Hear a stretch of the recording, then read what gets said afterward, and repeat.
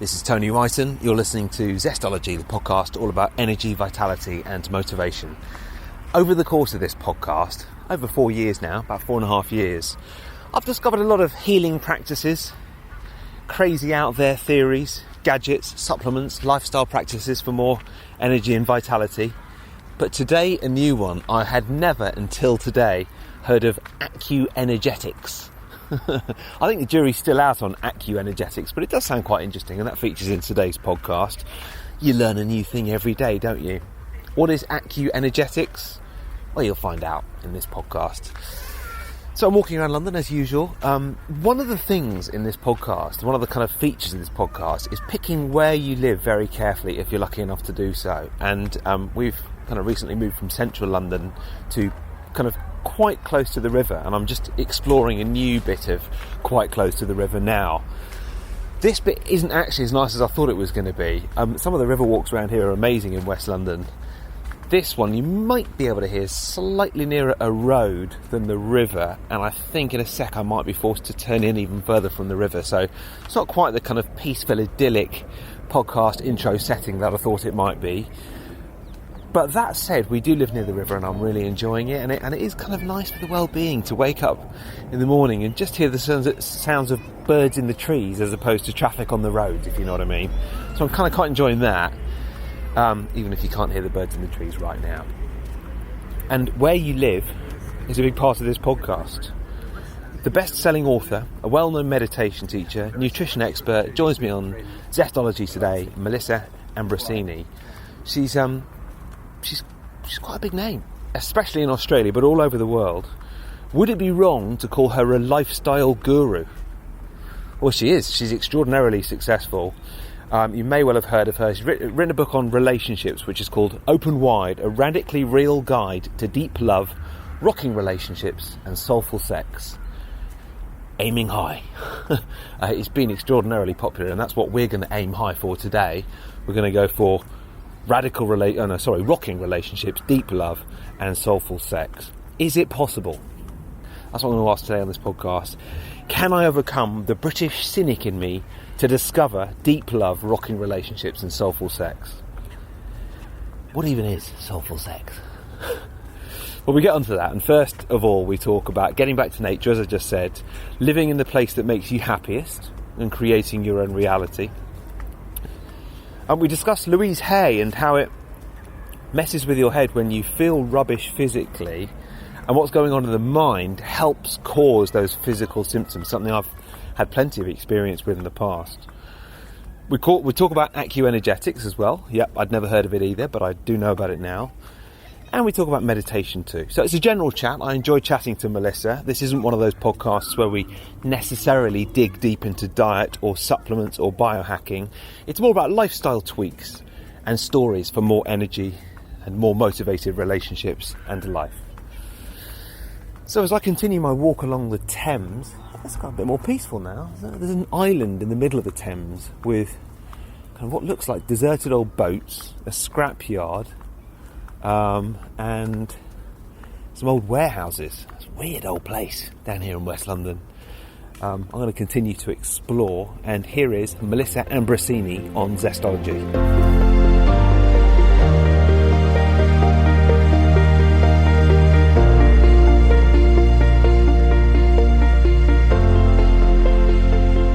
I've just been reading your Instagram, and it says that you really like living in hot weather and you wouldn't want to live in a cold place. And I've got a feeling you wouldn't like London this morning. Well, you know what? I actually lived in London for 2 years. I lived in Paris for 1 year, and then I moved to London for 2 years. And reflecting back, I don't know how I did it. Really? I mean, I don't know how we do it either. There's just a really nice 3 months when it's just the best place in the world. And then it's 9 months of head down, get on with it. Were you backpacking then? No, I was actually a professional dancer and actress and TV presenter. So I was dancing at the Moulin Rouge in Paris. Oh, wow. And then I went and visited London and loved it, and then went and moved there after my year in Paris. I was like, I want to move to London. So I moved to London And this was when I was 21, and I was at a very, very different phase in my life. Yeah. I was partying, and I loved the buzz and the energy and being out and about, and I lived a very different life to the life that I live now. So I can see why I loved it. You know, London is an amazing place for, you know, going out and culture and shopping and food and atmosphere, where my life now is so different. It's a lot slower paced. You know, I spend a lot of time in nature, a lot of time at the beach and in the bush and hiking and swimming. And that's the things that I crave now. That's really interesting because I am in central London, actually. And one of the things we've been considering is whether to move and where to move. And there's two things that are most important, really. The first one for us is nature. We love nature and we get out of London all the time to go hiking and so forth.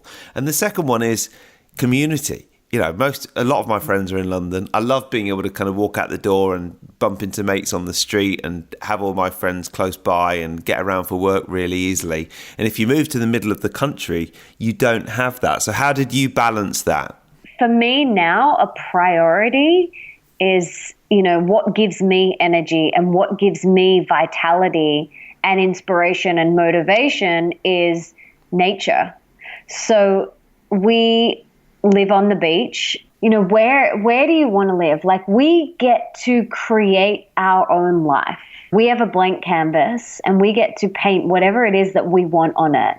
And so my husband and I were like, well, what's the dream scenario? Like, where do we want to live? What really lights us up? And we were like, okay, we want to live on the beach. Like, my husband has this rule where he's like, I only want to be one street back from the beach.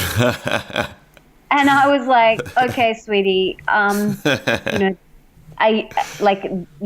really? Like, really? And he's like, yep. And I was like, okay, so we'll do whatever it takes to make that a reality, because that's really important to him for his health and happiness. And me too. You know, he's a surfer. So for us, being really close to the beach is very, very important. And you've got dogs, you've got the whole natural life going on. I apologize for the dog. Oh, it's all good. Don't worry. It's painting quite a nice picture.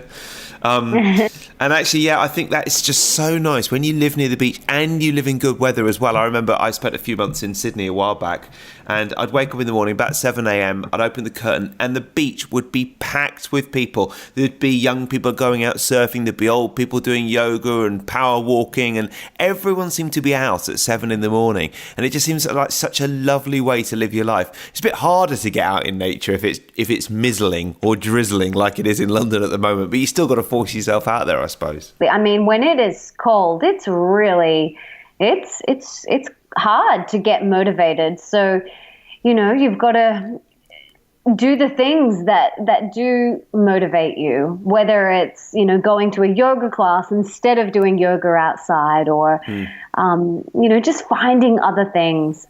For me, it's like, I could not go back to living in a cold climate after getting a taste of what it's like. It's too enticing now.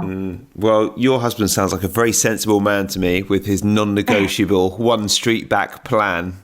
And it's interesting that you mentioned London, because I've been following you for quite a while, and I know that you've things weren't always going so swimmingly well. So perhaps you could tell me a bit about that story and what happened. So you were living in London, you were partying, you were loving it, but perhaps you weren't feeling as good as you do now.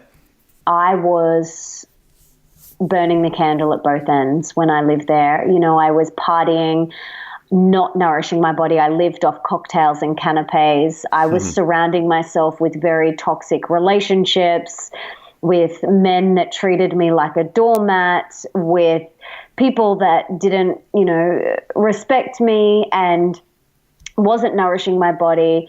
I was taking jobs just for the paycheck. And I was very unhappy and unwell and really unfulfilled. And that was definitely a reflection of my inner world. You know, I really lacked self-confidence. I was dealing with anxiety and depression and an eating disorder. And it was a really dark and hard time in my life. And it was almost like I was just constantly moving through the motions, just going Groundhog Day and waking up and going through the motions. And it was a very hard existence. And I didn't want to leave London.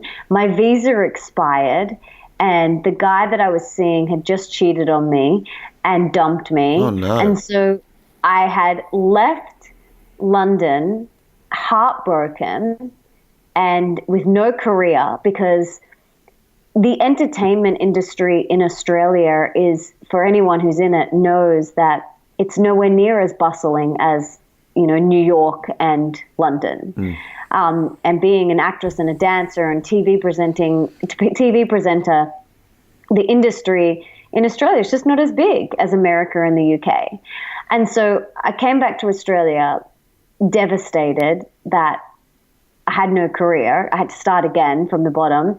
I had just had my heart broken. My health was declining. I felt like one big giant mess. And I had to really start my whole life over again. But I went into a bit of a deep, dark depression, and I went out and partied and was taking drugs and just burning myself out because I was so unhappy. And I did that for about a year until I ended up in hospital with no more candle left to burn. And when I was in hospital, I realized, okay, all right, Melissa, I've got to get happy and healthy again. And I had no idea where to start. How did you end up in hospital? Totally burnt myself out. So when I first got back, I kept on, getting all these warning signs from my body to stop and slow down, like stop partying, stop drinking, stop eating canapes, and, start to look after yourself, Melissa. And I just would ignore them. I'd just keep going. I'd just down another bottle of vodka and I'd just keep going. And keep going to the next party and the next gig, and it was a very unfulfilling life. And then I completely burnt myself out. I gave myself adrenal fatigue, thyroid problems, and my whole immune system completely shut down. And I contacted a very severe virus that overtook my entire body. And, I was flat out in hospital with my parents. My parents, thank goodness, they were there and they took me to hospital, and the doctors were just like, we don't know what's wrong with her. We're going to run a whole bunch of tests. And every test was just like adrenal fatigue, chronic fatigue. I had the cold sore virus, which is the herpes simplex virus. And for anyone knows, that virus is quite aggressive and it lies dormant in a lot of people, but it attacked my whole immune system. So I ended up having cold sores all over my entire face, in my throat and, in my mouth and down my throat. And I couldn't open my mouth. I couldn't talk. I couldn't eat. And I was in a lot of pain. And the doctors were just like, you have so many problems, like we don't even know where to start. But what we do know is you need to get healthy and happy again. And I was like, where do I begin? And they were like, we don't know. And I was like, awesome, thanks. And it was really, really challenging, very challenging time. Wow. Okay, so you're in the hospital, and the doctors, they're qualified to, give answers to medical problems, but they're not qualified in happiness training, are they? So was there? I mean, so it sounds like that was the moment when you were like, okay, I know what I need. I know I need to do something, but I don't know what I need to do. And then what was the kind of moment when you hit on something that started to work? A friend actually sent me a little care package in the hospital for me, and one of the books that was in that care package was a book that changed my life, and that was Louise Hay's You Can Heal Your Life. Oh, brilliant book. What a brilliant book.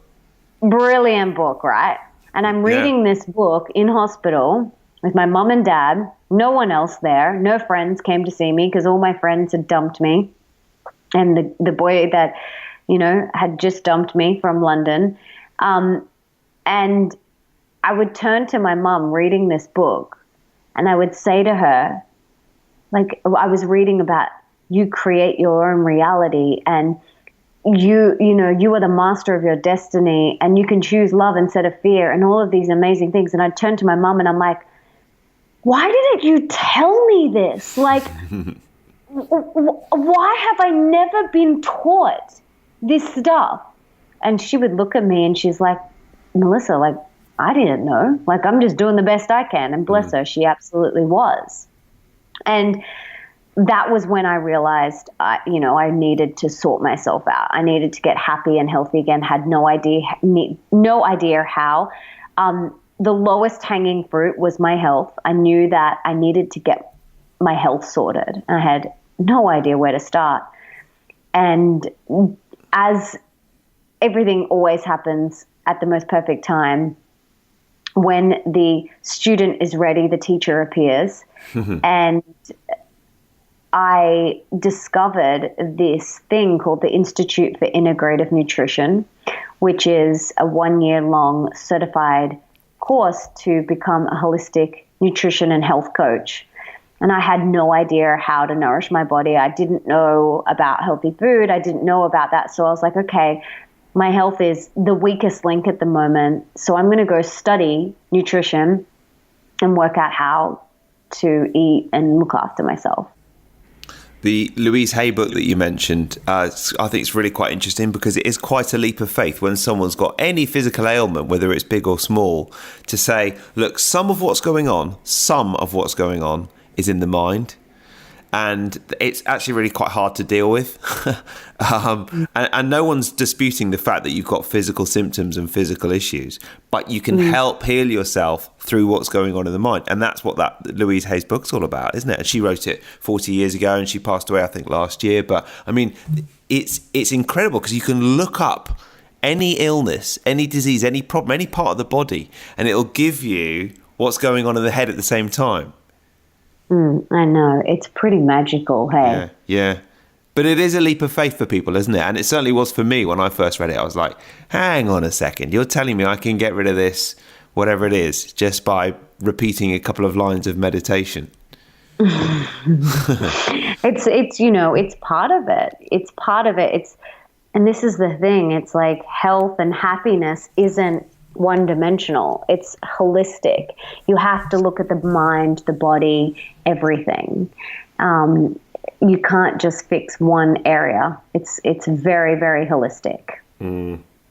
Absolutely. Now, Melissa, one of the things you mentioned on your journey there was Acuenergetics, and this podcast is all about energy, so that's something I noted down I wanted to ask you about. Acuenergetics, I've never heard of it. What is it?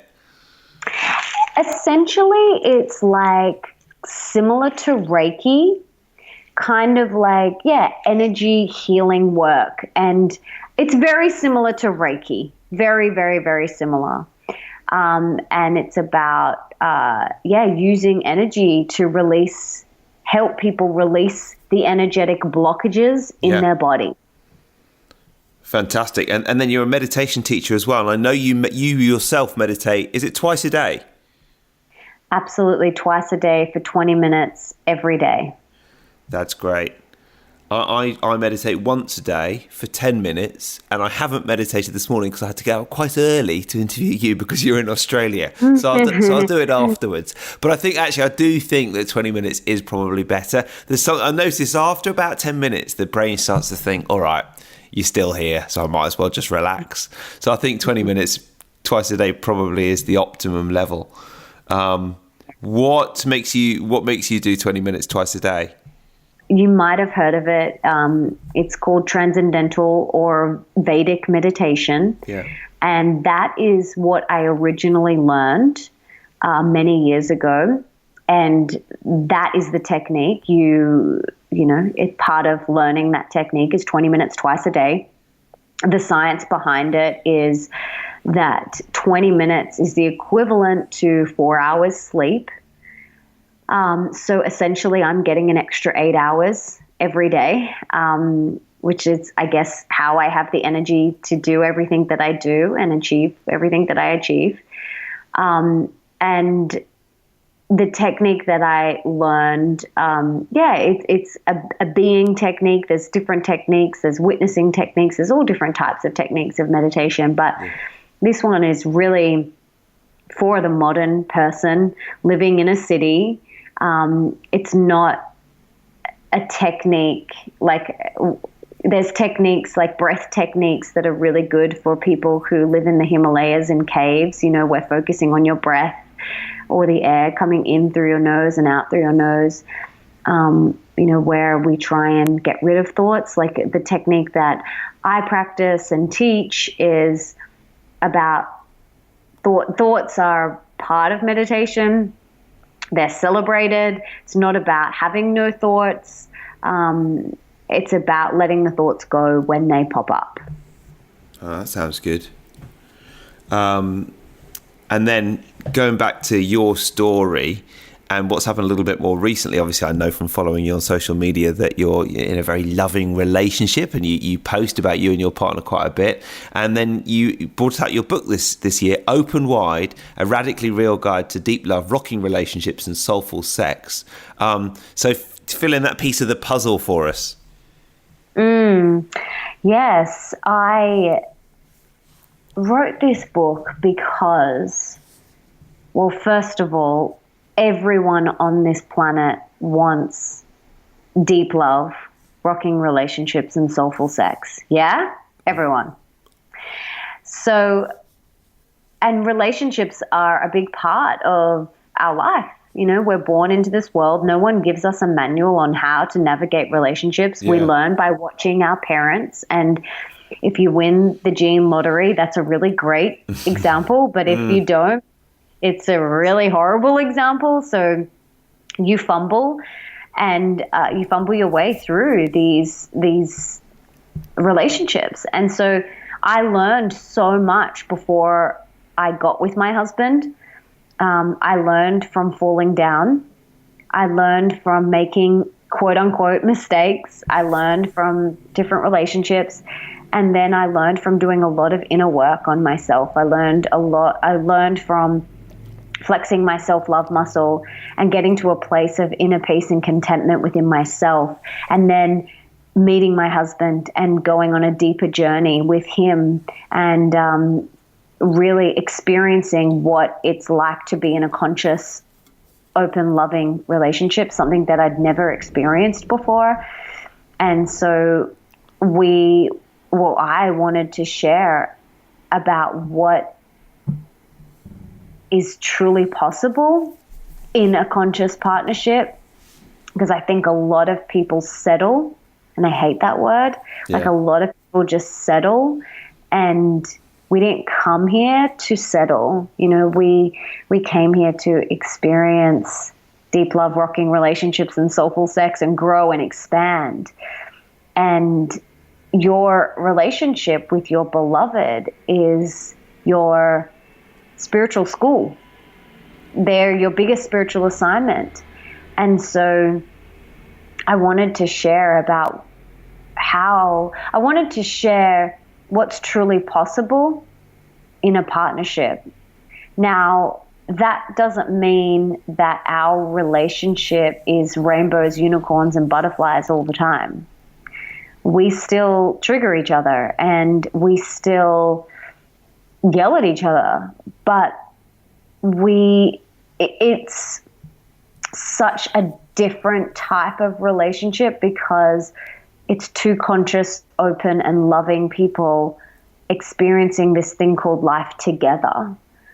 And it's expansive and mind-blowing and the best spiritual school you could ever be in. Oh, wonderful.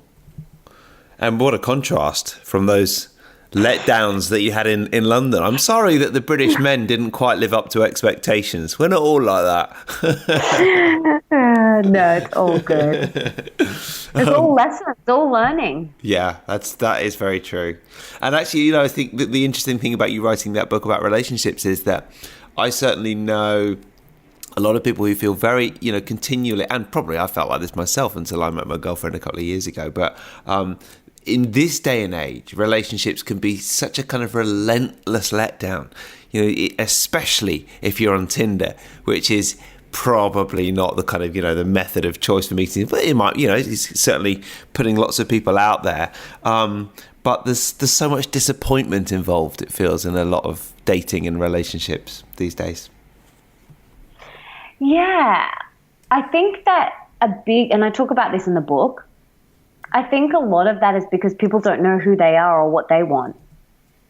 And if you don't know who you are and what you want, you're going to swipe left, swipe right until you're kind of like, well, what am I actually searching for? I don't know, because I don't know myself and I don't know what I want.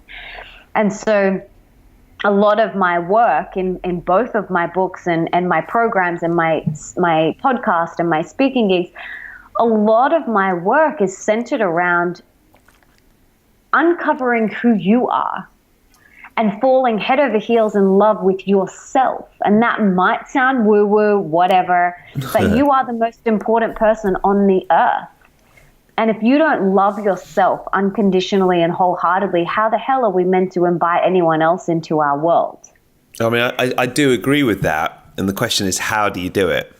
How you do it is by mastering your inner critic. I call it your inner mean girl, because that inner critic that says you're not good enough, you're not pretty enough, you're not successful enough, you'll never meet the guy, you'll never meet the girl, you'll never get out of debt, who do you think you are, you can't write a book, you can't start a podcast.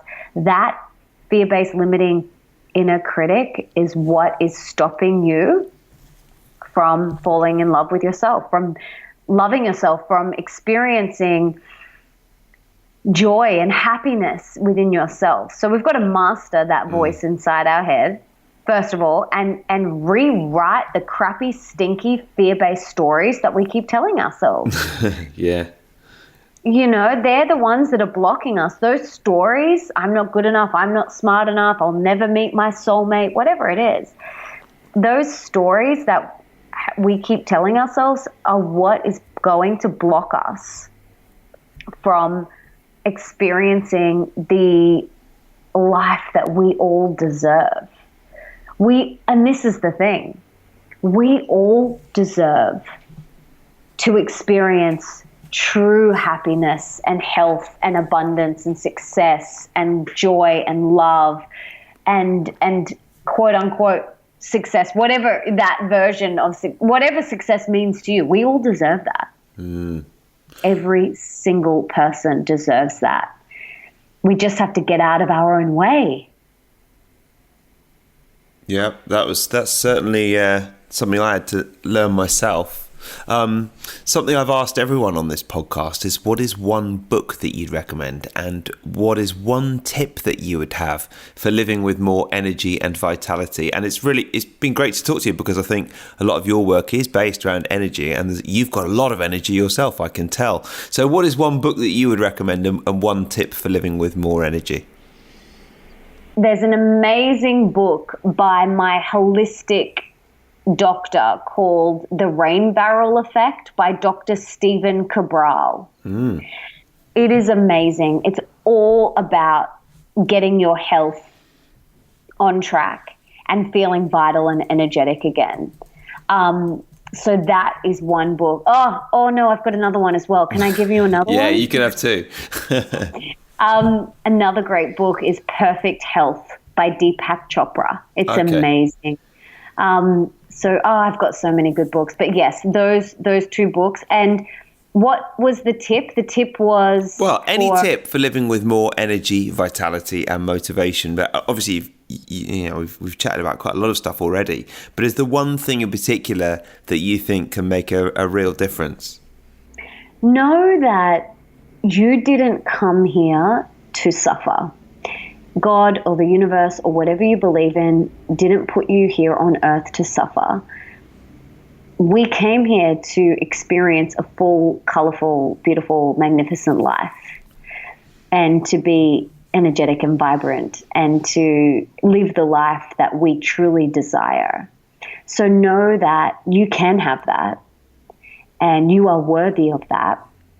And I guess my tip is remember that, because we're all worthy of it. And we know, I'm no more special than anyone else, and neither are you. We all are equal. We're all one. And just remember that. Remember that you came here to experience the life of your dreams, whatever that looks like for you. So go out there and live it and create it. And the other bit of advice is always live right next to the beach or only one block back, but never more than one block. Never more than one street back. But I hate, if you lived near kind of Southend Beach in England, or any beach in England, I think you might be a bit disappointed. It might not be as sunny as where you are on the wonderful, is it the Sunshine Coast? Yes, so I have a place in Bondi Beach in Sydney, and then in the Sunshine Coast, which is in Queensland as well. Fantastic. Melissa, it's been really great to talk to you. Thank you so much for doing the interview. Where can people find your new book and your podcast and your Instagram feed, which is a constant source of joy? Where can people find all your stuff? You can head to my website. It's melissaambrosini.com. And then on Instagram, it's just Melissa Ambrosini. And my podcast is The Melissa Ambrosini Show. So it's pretty easy. And my books, my meditations, my speaking events, everything is on my website and on my Instagram. Come and introduce yourself to me on Instagram. Tell me that you heard this episode and tell me your biggest key takeaway from this episode. I would love to meet you. I love connecting with people and hearing what resonated with them. So please reach out and connect and tell me where you're from, whether you're in London or Australia, and hopefully we can cross paths at some point.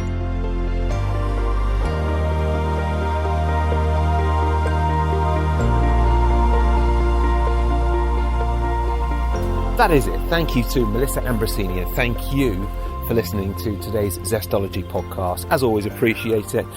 It's my journey, really, my kind of adventures into getting more energy and vitality, and good to talk to Melissa Ambrosini.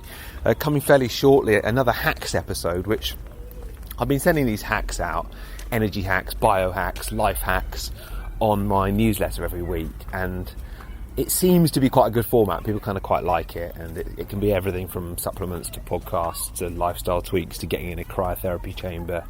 Not all of it works. I just like to try it myself and have a bit of fun in the process and see what helps. And every once in a while, something comes along that's amazing, which is why I've been giving these hacks a Zest rating out of 5.